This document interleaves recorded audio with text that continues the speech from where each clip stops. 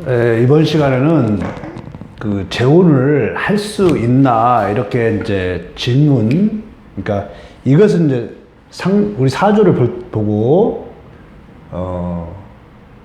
재혼 여부를 이제 판단해야 돼요. 판단하는데 사주를 보고 판단하는데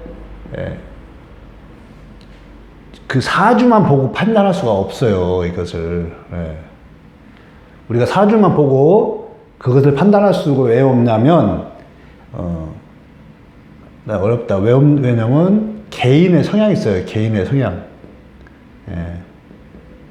본인이 그 재혼을 하고 싶지 않은데 아는 사람도 있고 또 여러 가지 사정상 또 못하는 사람도 있고, 그래서 사주를 보고 판단할 때 이 여부를 어떻게, 재혼 여부를 어떻게 판단할 것이냐, 그것을 오늘 강의를 해드릴게요. 그러니까 사주만 보고 이거 재혼이 가능하나?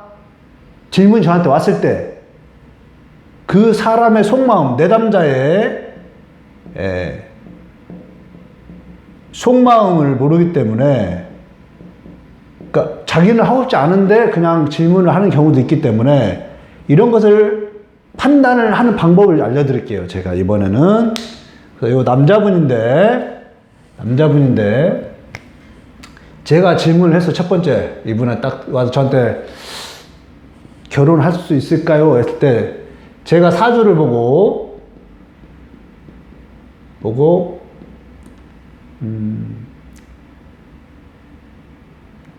어렵다 이렇게 판단해서 어렵다.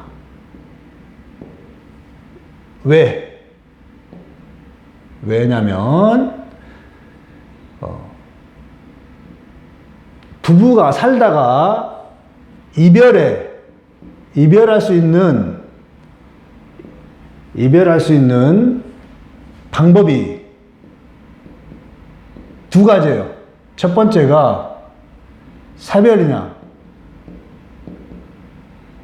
두 번째는 이혼. 이런 상황을 한 이후에 여기서 이제 재혼인가 여부가 판단되는 거예요. 사별한 경우는 통상 재혼이 어려워요. 특히 부부 금실이 좋을 경우,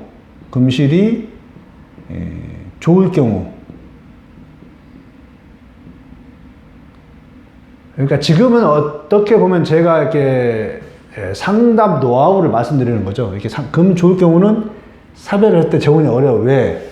이별의 아픔을 알기 때문에.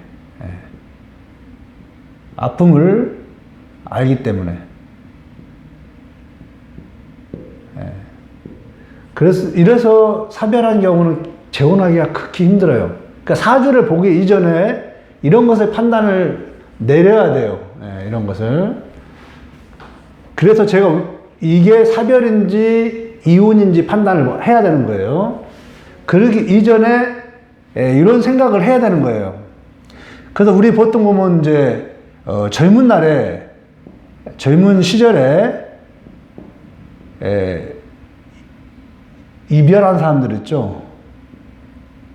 이별한 사람들은 나이 먹어서 그러니까 뭐 집안 반대라든지 여러 가지 문제로 이별을 했다. 그러면 결혼하기 어렵잖아요. 똑같은 이유예요. 사별을 했을 경우 금실이 좋은 경우는 이별의 아픔을 알기 때문에 재혼하기 힘들어요. 그러니까 사주를 보고 이런 것들을 판단해야 되는 거고요. 두 번째, 이혼을 했을 경우 규책 사유가 존재해요. 규책을 내가 했느냐 상대가 했느냐. 본인이 규책 사유가 있는 경우, 두 번째 상대 배우자가 있는 경우. 본인이 잘못을 했을 경우는 이 배우자가 했을 경우보다 더 힘이 들어요. 예. 왜냐? 이게 배우자가 했을 경우는 다시 배우자가 했을 경우 어렵다. 왜? 의심을 해. 의심. 예. 새로 만나는 사람에 대해서 의심을 하게 돼요. 배우자가 휴책사유가 있을 경우. 본인이 했을 경우는 가능해요. 그래서 재혼을 할 수 있을 경우는 이렇게 까다로운 전제가 사실은 필요한 겁니다. 사실 보고. 자, 그래서 이런 전제를 깔고 이 명주를 보면서 한번 판단을 해볼게요. 자, 이 남자분이 배우자를 찾아봅니다. 배우자를. 그런 병화. 예, 병화가 있고, 여기 정화가 있죠? 정화가 있고, 여기 병화가 있어요. 예. 자, 먼저 이분은,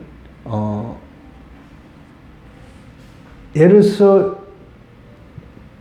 이혼이냐, 사별이냐, 사별이냐를 판단해야죠. 예, 판단해야죠. 제가 먼저.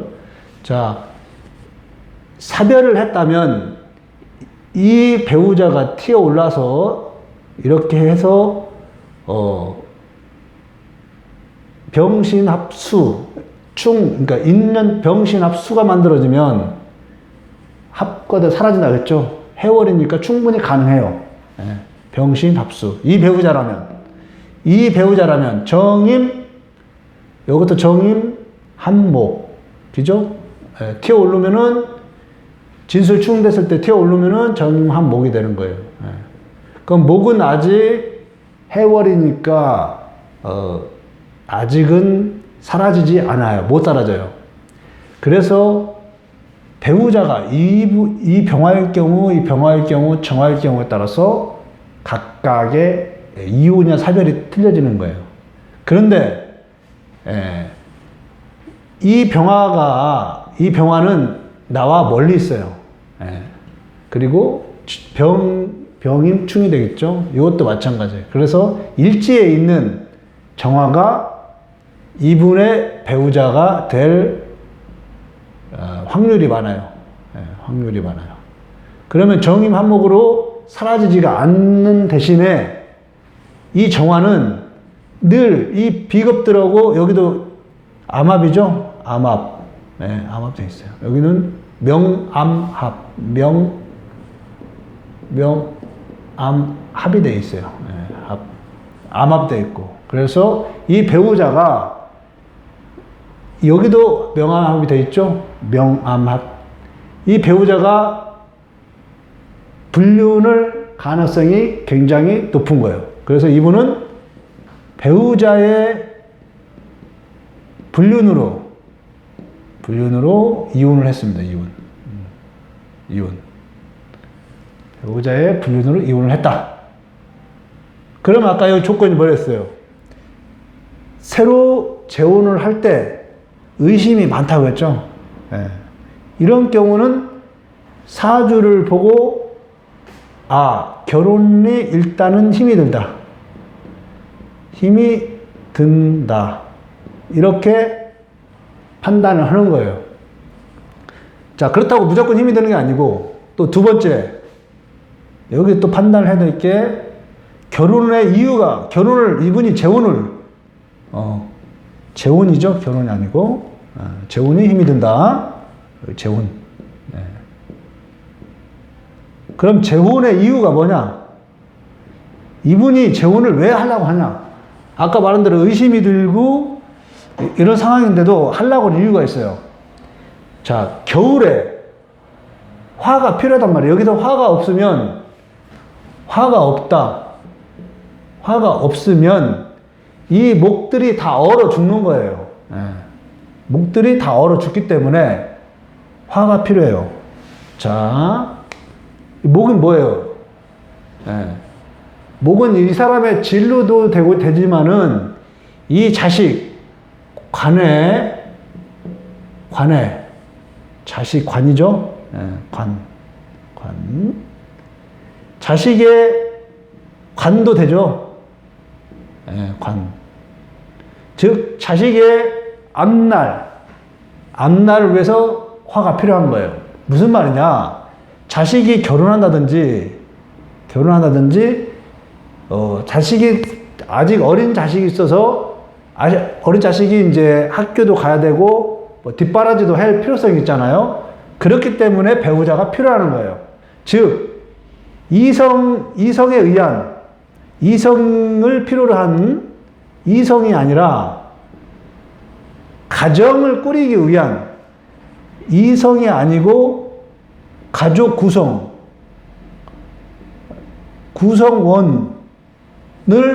위한 재혼은 가능한 겁니다. 그러면은 여기는 날아갔으니까 앞으로 여기에 이제 오화가 있죠. 네, 오화가 있고 여기가 병화가 있다. 즉, 이 병화는 또 비견의 영향을 받잖아요. 그렇기 때문에 비견의 영향을 받는 건 뭐예요? 또 비견이라는 건 뭐예요? 자기가 의심을 한다는 거, 의심. 예. 그래서 이분은 의심이나 이런 상황 때문에 재혼이 힘들지만 가족 구성원으로서 부인이 필요한 거예요. 예. 그래서 재혼은 가능하다. 왜? 여기가 부인이 있으니까. 여기가 부인이 있으니까 여자가 있어요. 재혼이 가능하다. 그래서 이러한 절차를 거쳐서 결론 내린 게, 제가 이제 상담하면서 결론 내는 게, 당신은 재혼이 가능하다.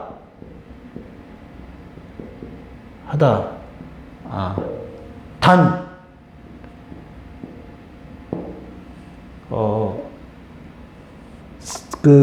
상대를 의심하는 마음, 의심의 마음, 이게 걸림돌이 될 것이다. 여자는 있다. 여자분은 있다. 이렇게 제가 결론을 내서 상담한 사례입니다. 근데 이 상담에서 이 결론을 내서 상담하기까지는 이러한 전제 조건들이 필요한 거예요. 즉, 이분이 왜 이별을 했는지, 이별한 사람들의 심리라든지, 마음이라든지, 그런 것들, 그리고 왜 재혼을 하려고 하는지, 이런 것들을 쭉 생각을 해 둬야만이 이런 경우에 상담이 가능합니다. 특히 여기에서는 합고, 이 사주에서는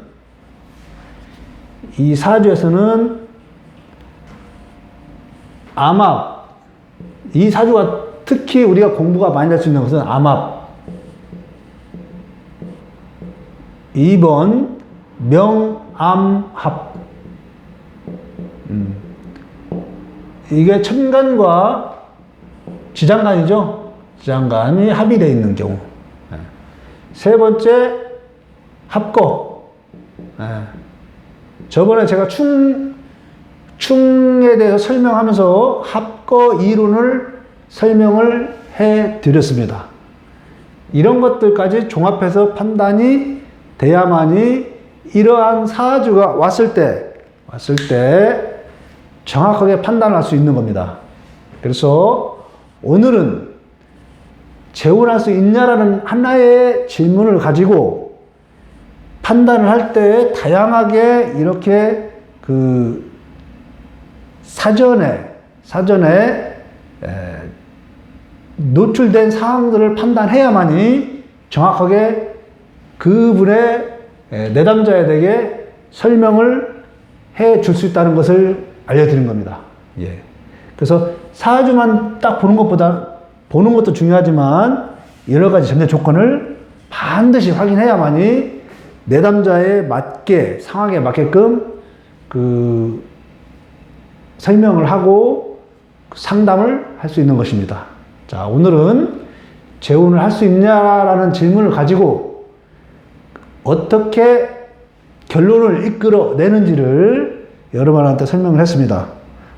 좀 참조하시면은 여러분이 사주 판단하는 데 있어서 상당히 도움이 될 것으로 판단됩니다. 네, 감사합니다.